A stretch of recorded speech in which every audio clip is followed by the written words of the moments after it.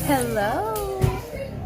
So I'm going to make a video today about my home birth experience that just recently happened on November 23rd, which also happens to be our 14th year anniversary. So this little girl had us waiting and waiting all month. I thought she might come on 11/7, which would be a lucky day, right? Or 11/11. Nope, they came and went. She still wasn't here until 11/22. My water broke at 9:30 p.m. And after that, the show got on the road. Contractions started coming. They started coming back to back, kind of painful. Okay, so let me back up a little bit. After my water broke at 9:30, it was like a trickle. And we kept having off and on trickling happening all evening for a couple, well, not all evening, for a couple hours, and then it started getting more painful. So basically, it was Friday night, and the big children, I call the big children my three children that came along first, which was Kay. Don't they put their names out? Caleb, Caitlin, Jeremiah, in no particular order. They're all teenagers now. But so they had went to bed, and I had three little ones down here with me. Nathan, Christy, who knew I was in labor, and Gabrielle, who had no clue what was going on. Gabrielle was in denial up until she finally saw the baby. She would tell me, "Ain't no baby in your tummy. That's why you ain't got no baby." So she would tease me like that, right? She's 3. Okay. So anyway, in the middle of my labor all night, the little children woke up, and I actually had to get out the tub, which was my pain relief, that and 2 Motrins, and go and tend to my little children that were crying. You know, I was like, oh my God. So, warmed up, dried off, went to go take care of the little children that woke up in the middle of the night crying. Fell asleep until I couldn't sleep anymore. It got very uncomfortable. So, I had to get out the bed and go back in the tub. Mommy, find my foot. Oh. And anyway, No, right here. all this time I was also on the phone with my sister who was helping me time my contractions. No, baby, you do it. You do it. No, I miss you. Thank you, Caitlin. And so, yeah, I was on the phone with my sister Brittany, who was telling me time my contractions. We just was texting all night. She was checking on me, saying, "Okay, how's it going? What are you doing now?" And I let her know. She was so excited. I was too. And anyway, about 6, I got back in the tub. Had the hot water on me. Had the shower on, and had some music too. Had some music. Oh, was finally by myself. And I had still was texting my sister up to the last moment, and I told her, okay, I'm gonna be a little busy trying to get this baby out, and I put my phone to the side. And then I really had to focus on the contractions because they were keeping me so busy. Like, they were coming back to back. There was a lot of pain and like little brief time of relief in between. So I was like, something's got to be happening, or this baby is really coming, or I was reaching my breaking point because I'm like, this is really painful and this little relief. So I felt down there, and I reached in. I felt something spongy, but it was hair. Little did I know it was wet hair. I said, I think this is the baby. If this is the baby, then she will start coming down. Is that my baby out here, or is that the TV? Oh, that's Gabby on that cabinet. My baby, speaking of my baby, I think she's waking up from her nap. No, that's Gabby making squeaky noise with the cabinet. Anyway, I hope you don't mind all the noise. I'm here with my family, and I'm just taking a moment to speak with you all about my home birth experience. Okay, so I felt her hair, and then with the next contraction, she started coming down, descending, and she was like right there crowning. It was very painful. Actually, excuse me, she was trying to just shoot out. So I was like, oh no, you know, excuse me. I was like, oh no, don't shoot out. So I was trying to, I was trying to put some counter pressure on my perineum to slow her down, because she was really coming out fast. I didn't want to rip or anything, best I could. So yeah, I was somewhat successful holding her back until the next contraction, where I decided to let go and let her out.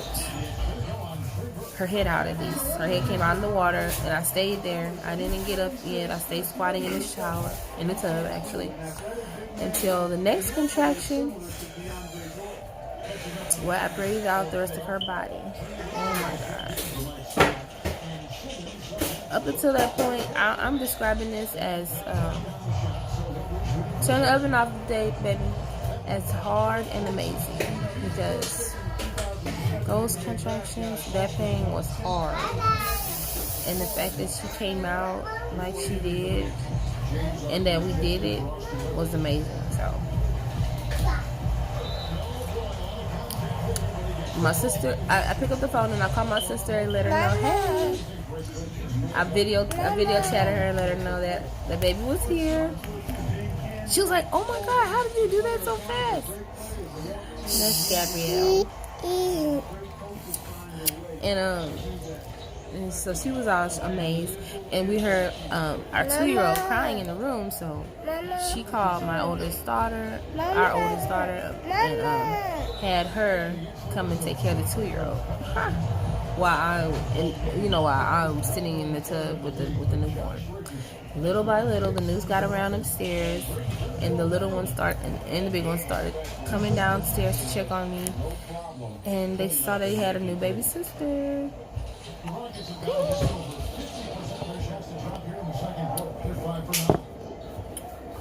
I was stuck in that tub. I did not want to get out. I was like in shock. I remember the very first time I had a home birth, I was stuck in the kiddie pool, kind of in shock too.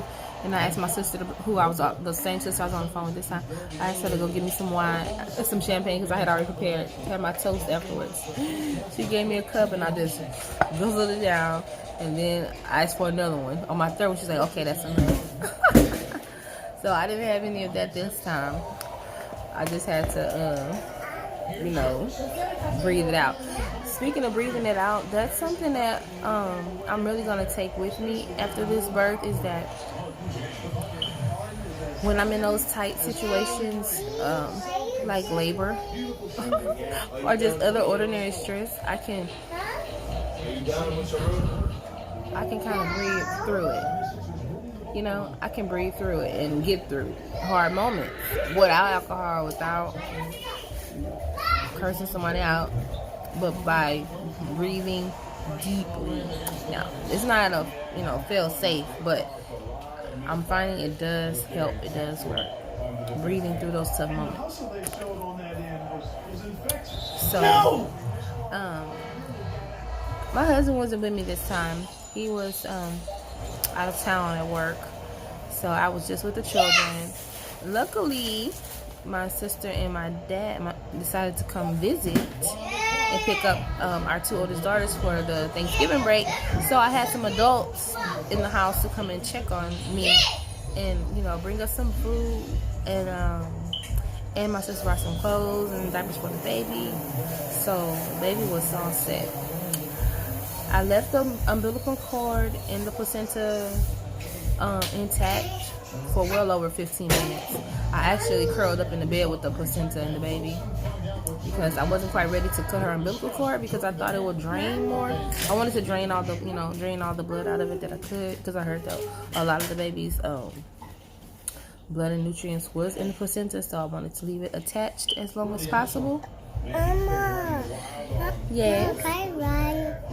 Yes, you can write. Mine my ABC. You want to use my book? Yeah. I'm not using it right now. Okay, here, sit down. I left it attached for a while. Then my sister finally helped me cut the umbilical cord.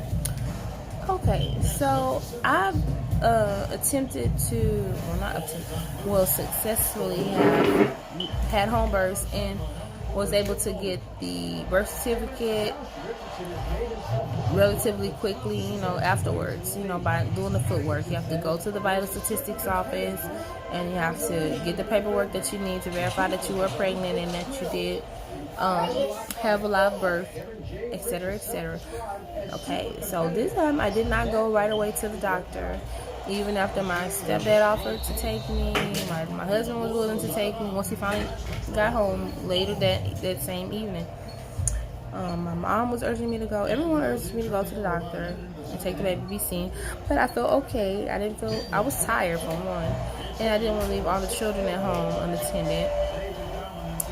And I didn't think it would be a big, I was feeling okay. And the baby looked fine. So I wasn't in a rush to take the baby to the doctor or myself. Which I kind of later was kicking myself in the butt because I had to kind of jump through just a couple hoops when I was getting her birth certificate, which would have been, no problem if I was in the hospital. Because they do all the paperwork there the second day. They get all your paperwork done for you. So, I kind of had to put my husband through a little hassle to get the birth certificate along with myself. But good news is we were able to get the forms that we needed filled out by taking Isabel to the pediatrician to verify her age, because that's the thing. One of the proofs here in Austin that you need for the home birth is that the baby is about approximately the age that you say they are, and that's done by a professional. And so, they needed a medical assistant. And since no doula or no midwife was with me during the birth, I needed to take her to be seen by somebody. And my OB-GYN wasn't willing to see the baby at all. He only see grown women, and he wasn't trying to see the babies. I was so upset by that. That made me want to put a hex on them, and I don't even know how to hex her. I have never hexed anyone, but I was on it.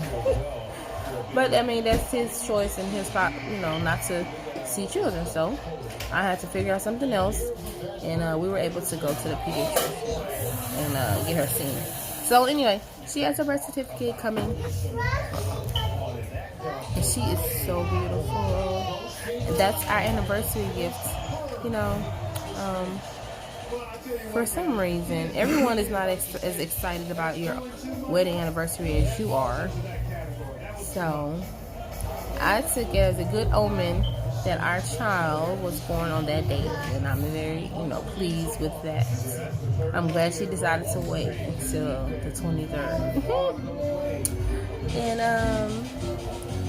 that's about all I wanted to share with you. So this makes baby number 8. I think we skipped baby number 7. It's been so long since I talked to you. I've been having babies about every 18 months or something like that. Almost 2 years. But now I want to take a little break because I want to lose some weight. I want to nourish these children that I have and give them, their due time being a baby, because I have a 2-year-old and now he has a baby sister, and he's having a hard time letting go. That's why Francis Cresswell suggested you have them not closer than 3 years apart. Excuse me, I have to cough. No closer than 3 years together, because the babies excuse me, the baby phases they go through. I've been having this cough since I had the baby. I've been feeling alright. Then it hit me, oh my god, I think I have a cold. So I started drinking some tea and stuff. Now the whole family has this cough, or have had it at some point. The 2-year-old has the worst, but we're dealing with it. Anyway. So yeah, 3 years. I want a 3-year break before I have any more children, if I do have any more children. If we are blessed with any more children. Please, give me that. So, happy home birthing to any lady considering home birth. Just know that you can do it, that your body is not a lemon. As Ina Mae Gaskin likes to say, your body is not a lemon. And go for it. Look into the home birth proofs that you need, so that you can kind of be ready to do the little gathering of the paperwork that you need to get together after you have the baby, so that your baby can get their nice birth certificate and social security card, and you won't have any trouble with that. So yeah, I think I'm going to wrap up this little update video. And I thank you so much for listening. If you have any questions, please let me know. If you would like to send the baby a little gift, let me know. You can send it to my Cash App at $ T Mama for Love, T Mama number 4 LUV, T Mama for Love, Cash App. And enjoy your families. And I'll talk to you later. Bye.